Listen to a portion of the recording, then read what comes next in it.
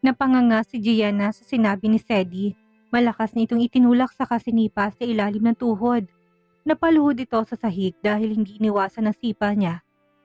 Hindi ako nagbibiro, Sedi Monroe. Pakawalan mo mga kasamahan ko.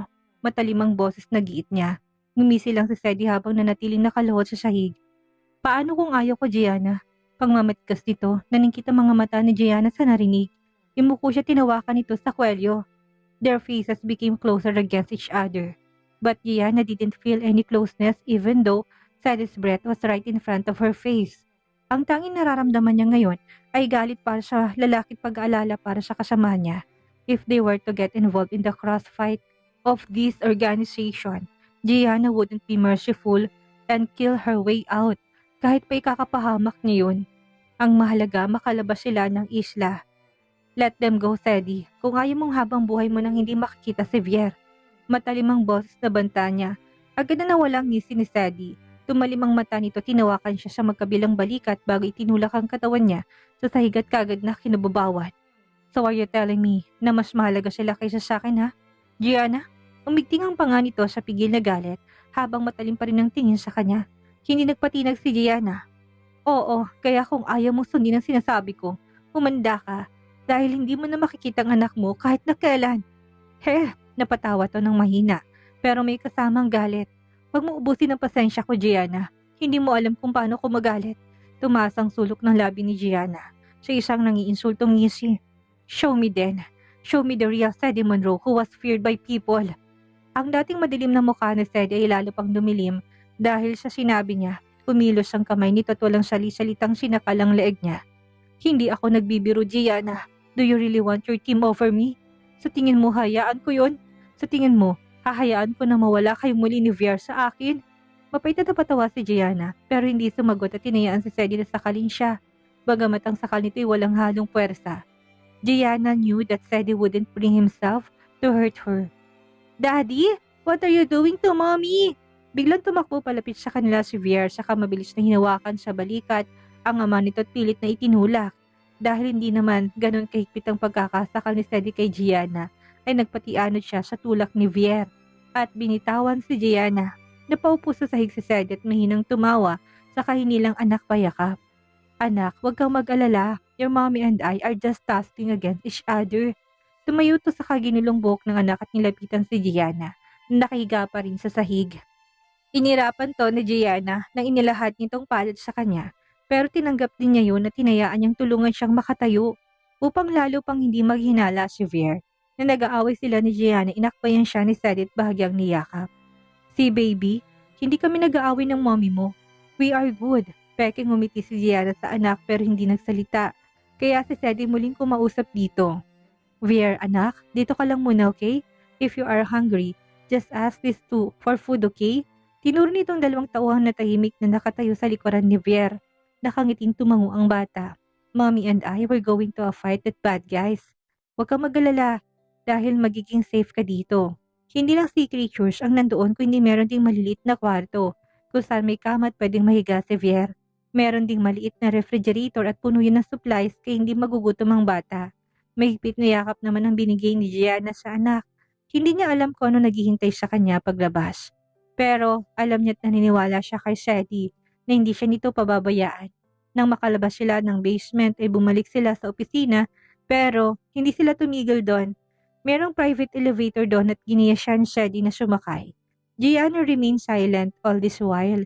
Kahit na si Sadie nang makita na hindi siya nagsalita, hindi na rin ito nagsalita pero nawala ng galit sa mukha nito. The elevator traveled fast and before she knew it, they had arrived at the top floor.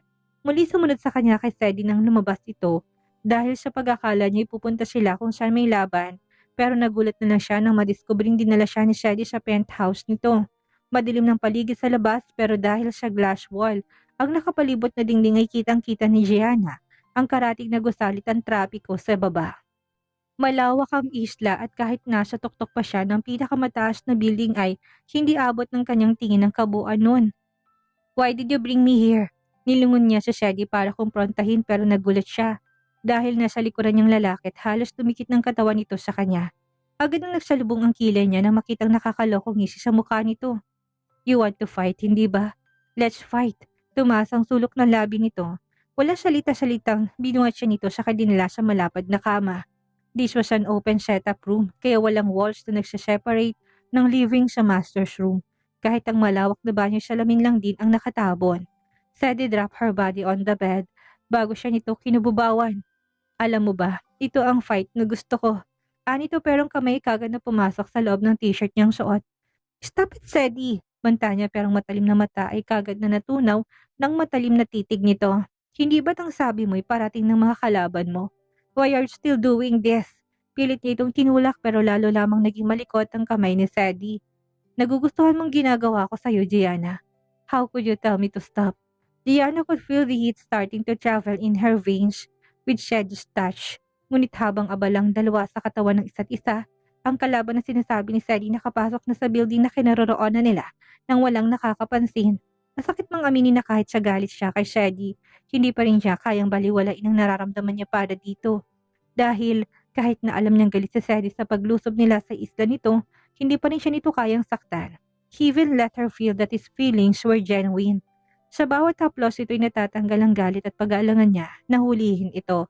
At sa huling pagkakataon ay bigo na naman siya na patunayan sa magulang at sa kanyang master na hindi siya isang mahinang CSS member. Lahat ng inhibition niya ay tuluyan nang nawala. You don't know how much I miss this, Gianna. Honestly, Sadie, ang mababang boses ito'y pumailan lang sa kanyang tenga na lalo nagbigay sa kanya ng matinding sensasyon. I dream of this every day. To touch you. Inulos nitong isang daliri sa loob habang isang palad ay patuloy pa rin sa pagmasahe sa kanyang magkabilang dibdib. To feel your skin. Pagpapatuloy nito.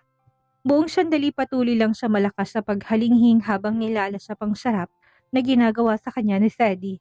Lunod na lunod na siya sa kaligayahan at tuluyan na nakalimutan ng sadya niya nito. It was seductive and Gianna couldn't help but anticipate what Sadie would do next. Kahit na nawalang daliri nito sa loob niya, ay nakaramdam na kakulangan na hindi pa rin nawalang pananabik na maangkin siya nito. Nawala ng tapang mo, Gianna. You really want me that bad, ha? You are still hot as ever, bulong ni Sadie nang sandaling humintong halikan nila. Nilayo nitong mukha tinitigan siya ng malamlam. Gianna, I am sincere about you and Veer. Hindi ko kayo bibuguin at stop talking, let's play. Putol niya sa iba pang sasabihin nito. Hindi niya na kayang init ng kanyang katawan at ang sensyasyong namuo sa kanyang puson. Pero habang tinutulungan ng lalaking ibaba ang sipoy ng pantalon nito, ay muli siyang nagsalita. Alam ko na hindi mo ko kayang baliwalain. Sa tingin mo ba talaga, maniniwala ako sa'yo na sasaktan mo ko? Gumisi siya at bumaba ang katawan saka lumuhod sa gitna ng hita nito. Binaba niya suot itong pantalon at halos sampalin siya ng mahaba nitong pagkalalaki ng lumabas yun. Gianna looked up at Sadie with narrowed eyes, lips containing a mischievous smile. Ilang saglit pa'y narating nilang rurok ng kaligayahan hanggang sa makatulog ito sa pagod.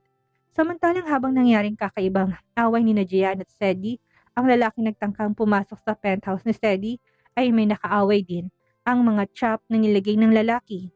Habang pinipindot nito ang keypad lock ng pintuan ay biglang mumukhang sa higat na hulog ito sa isang sliding tunnel. Nagpasalamat pang lalaki dahil hindi siya nasaktan nang bumagsak ang katawan niya at kahit ang slide na kinasadlakan niya ngayon ay madulas pero hindi matigas sa katawan.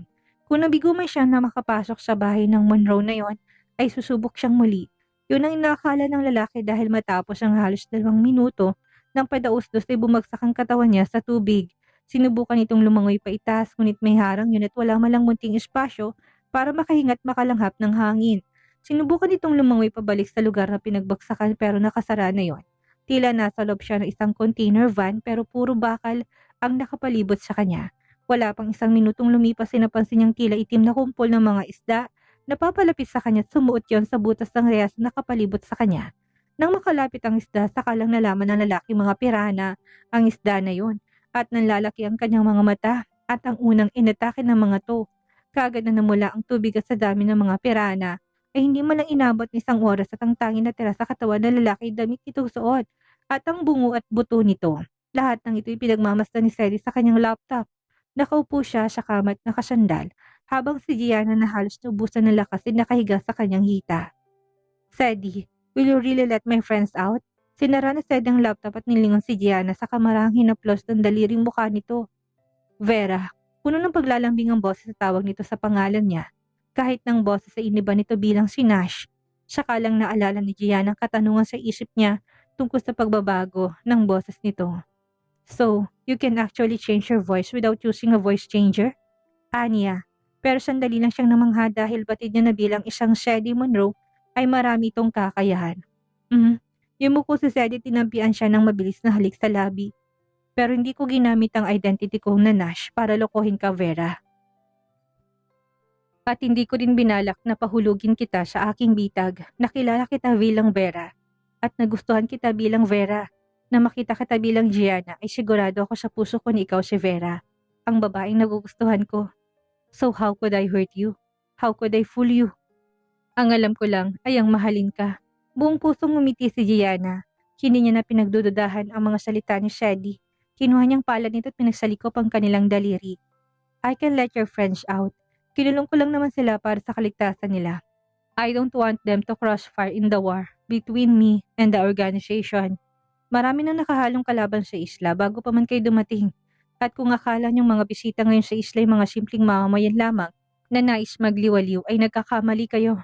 Marami sa kanilang mga miyembro ng pinadala ng organisasyon para kalabanin ako at naghihintay lamang ng pagkakataon na umatake. Agad na sumeryosang mukha ni Gianna sa sinabi ni Sadie.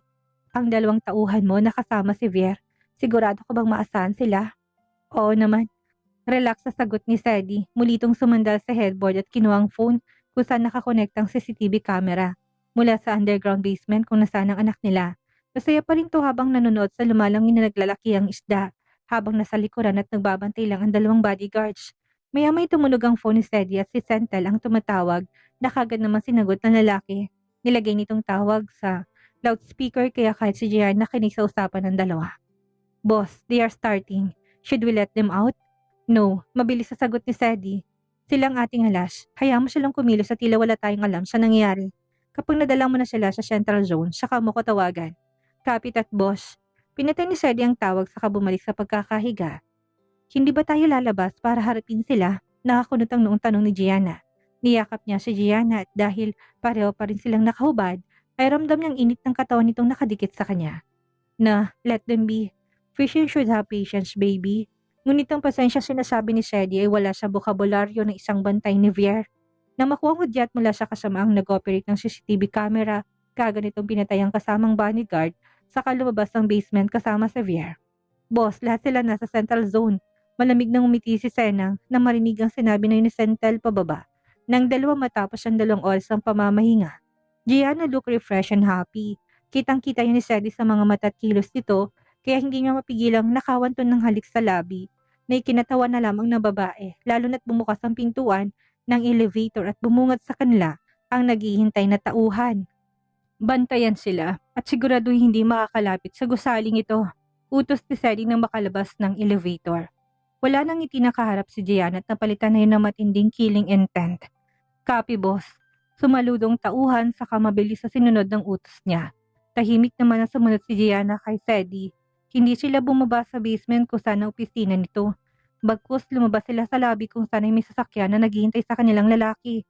Si Helios ang nakaupo sa driver's seat at makita siyang kasama ng boss nito ay muli namang dumilim ang mukha nito. Stop it, Helios. What she did to you was not intentional. Saway dito ni Sadie pero walang galit sa boses dahil alam niya na nagtatampo lang sa kanya si Helios pero hindi nagagalit. Shh! Napaismid ang lalaki saka nagmaneho at pinaharurot ang sasakyan palayo sa lugar na yon. Samantalang si Gianna hinitian na lamang si Helios na magtamang tingin nila, so salamin sa kanya iniwas ang mata at ng masit sa paligid. Mag-uumaga na sa isla pero dahil sa maraming street lights, sa palibot ay maliwanag pa rin ang paligid. Malaki ang isla pero walang problema sa supply ng kuryente dahil may sarili itong wind turbine na siyang nagbibigay ng elektrisidad sa buong isla. Fresh seafood and meat were also in supply because they have a farm and the fishing village is as wide as the island. Kaya kahit na magtagal pa ditong gustong dumayo ay walang problema sa supply ng pagkain. Ang groceries naman ay may nagde-deliver 2 beses sa isang linggo sa isang malaking supermarket na nandito. Lahat nito ay nalaman niya mula kay Sadie habang nagpapahinga matapos ang mainit na pagtatalik. Magkatabi silang nakaupo sa likuran ng sasakyan at maya-may may baril na inabot si Sadie sa kanya. Bukod sa sarili niyang baril na ibinalik nito, binigyan pa siya nito ulit ng isa pa in case na mapalaban sila. Kinuha yun ni Gianna at siniksik sa strap na nakalagay sa kanyang hita. How many of them? Tanong niya sa inabot ang bulletproof vest na binigay nito. Sedi wore his own vest and answered, "Uncountable, but I will swell all of them. Papakita ko sa boss nila na hindi nila ako kayang pabagsakin ng ganun-ganun na lang." Kinuha nitong isang punyal na nakalagay sa kahon sa sahig na inapakan nito sa kanilagay sa likod ng bota. Ang sasakyang sinakyan nila ay bulletproof at lahat ng armas na kailanganin nila ay nandun na rin. At dahil sa tuktok ng bundok ang pinagmula nila, ilang minuto pang kailangan nilang biyahihin para makarating sa Central na sinasabi ni Helios.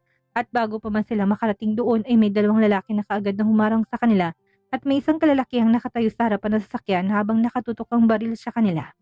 "Sedi," bulong ni Gianna pero hindi siya nakitaan ng takot. Basta alam niyang safe ang anak at kasama niya si Sedi ay wala na siyang kinatatakutan. Mahinang napatawa si Sedi sa kakinuang palad niya at marahang pinisil. "Huwag kang mag-alala, Gianna. We'll take care of them." Puno ng katiyakang sabi nito. May pinindot itong switch sa gilid ng pinto pero hindi alam ni Gianna kung ano yun dahil wala namang nangyari sa sakyan. Nagpatuloy lang sa pagmaneho si Helios habang naghihintay sa jet ni Sedi kaya siya tahimik rin na nagmamasid. "Run them over." Malamig ang boses na utos si Sedi. Dahil hindi makadiretso mga to sa lungga ni Sedi dito sa tulay nagabang ang mga ito ni siyang tanging daan patungo sa central zone ng isla. Hindi na sumagot si Helios pero binilisan nitong pagpapatakbo ng kotse. Halos 50 metro na lang ang layo ng sasakyan nila na magsimulang magpaputok ang mga kalaban. Hindi na tinag si Helios at iginewang-gewang ang kotse pero dire-diretsong pagmaneho para banggain ng mga ito. Dahil bulletproof at mula sa isang matibay na materyales ang salamin ng kotse ay hindi ito nabasag pero nagkaroon ng crack na binangga ng kotse ang nakaharang sa kanila. Sandaling natigil ang pagpaputok ng kalaban. Dahil sa pagbangga ni Helios sa mga tot, ang iba'y umiwas sa rumagasang sasakyan at tumalon sa gilid ng kalsada. "My turn," mahinang anas ni Sedi. Nang malampasan nilang mga kotseng nakaharang, huminto ang sasakyan nila at mahigit na kumulang 30 metro ang layo mula sa kalaban at muli pinindot ng switch si Sedi sa gilid ng kotse at bumukas ang sunroof saka mula doon lumabas ang isang machine gun, fully loaded. Tumaas ang isang kilay ni Gianna, siya nakitang napahanga pero hindi niya maiwasang mag-alala para kay Sedi nang tumayo ito at tinilabas ang kalahati ng katawan sa kotse. "Mag-ingat ka, Sedi," nag-aalalang sabi niya. He hamastly started firing towards those holes. Hindi nito inayaang makabaril pabalik ang kalaban. Tinted ang salamin ng kotse pero kitang-kita ni Gianna kahit sa kadiliman ang isa-isang pagtumba ng kalaban dahil sa isang tigil na pagmamaril ni Sedi. Hindi nagkaroon ng pagkakataon ng mga to na makabaril pabalik. "Let's go." Utos si Sedi na makababa ito. Hinawakan siya nito sa batok at kinabig ang katawan saka mabilis na hinalikan sa labi. Ramdam ni Gianna ang pamumula ng mukha. Dahil may iba silang kasama sa kotse pero walang pakialam si Sedi doon. Mabilis itong pinaharurot ang kotse palayo sa tulay. "Are you okay?" Tumango siyang bigla, sagot ni Com. "Ikaw, ayos ka lang ba? Nasugatan ka?" Mabilis na umiling si Sedi. "They are just ants. Their bite couldn't even hurt me." Kinindatan pa siya nito na kinaismid niya lang. Ngunit 5 minuto ang lumipas, natakasan nga nilang pagharag ng kalalakihang hindi naman nila naiwasan ang paparating na RPG dahil sapol na sapol ang sinasakyan nila.